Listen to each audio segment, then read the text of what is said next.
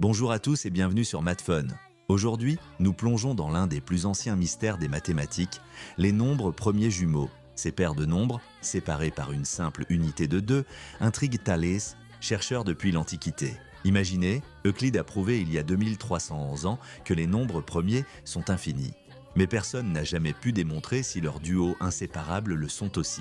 Observons ces paires particulières. 3, 5, 11, 13, 17, 19. Dans chaque cas, deux nombres premiers ne sont séparés que par un couloir de 2 unités. On les appelle des nombres premiers jumeaux. Leur rareté augmente avec les grands nombres, mais ils persistent. En 2023, un duo géant de 342 chiffres a été découvert. Pourtant, malgré ces trouvailles, une question demeure. Ces paires s'éteignent-elles un jour ou se répètent-elles à l'infini? Pourquoi une telle énigme? Parce que les nombres premiers se distribuent de façon imprévisible.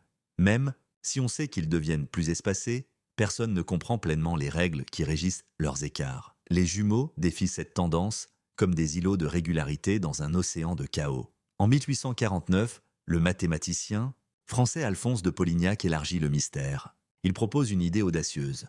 Pour tout écart pair, il existerait une infinité de paires de nombres premiers séparés par cet écart. Les jumeaux, pour une écart égale à 2, ne seraient qu'un cas particulier. Prenons d'autres exemples.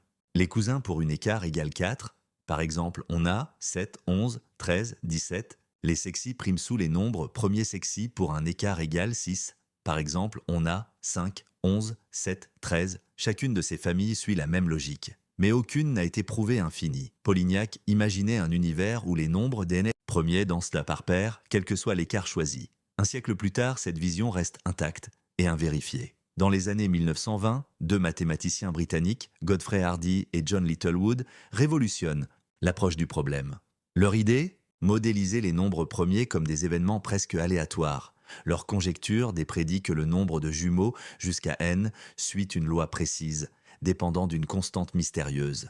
Leur formule correspond aux données observées avec une précision troublante. Pourtant, elle reste une hypothèse, comme si on prédisait la trajectoire d'une comète sans connaître les lois de la gravité. En 2013, un tournant historique, Yitang Zhang, un mathématicien, alors peu connu, prouve qu'il existe une infinité de paires de premiers séparés par moins de 70 millions. Ce chiffre énorme brise pour la première fois le mur de l'infini. La communauté s'emballe. Le projet Polymath, une collaboration mondiale, réduit l'écart à 246. Sous la conjecture d'Elliott Halberstam, on atteint même 6. Mais le Graal des jumeaux, écart Mobius 2, échappe toujours. Pourquoi cet échec? Parce que les méthodes actuelles exploitent des corrélations statistiques entre nombres premiers, inefficaces pour des écarts minuscules. Une nouvelle théorie, fusionnant algèbre et analyse, serait peut-être nécessaire si ces énigmes vous passionnent. Abonnez-vous pour explorer avec nous d'autres secrets des nombres.